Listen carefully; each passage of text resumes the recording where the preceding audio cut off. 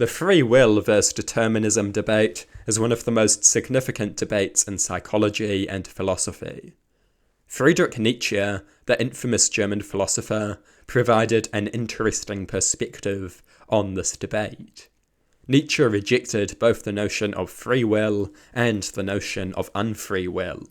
Nietzsche argued that in truth there are only strong and weak wills.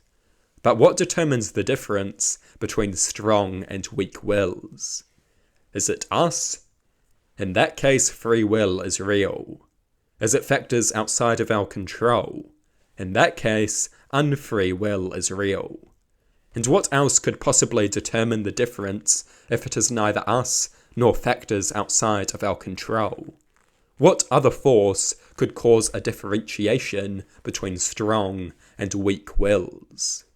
The answer is, of course, that there is no other force that could be responsible for this differentiation.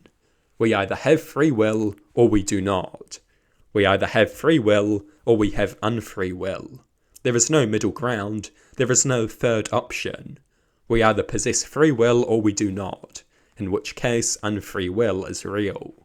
On this issue, Nietzsche is just wrong. Nietzsche was foolish to dismiss both of these ideas. One of them is necessarily true, which makes dismissing them both an absurdity. Furthermore, in rejecting these concepts, Nietzsche deprives himself of the ability to explain the source from which the difference between strong and weak wills arises.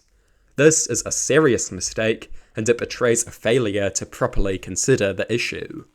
A great philosopher is not a flawless philosopher. A flawless philosopher is not a great philosopher.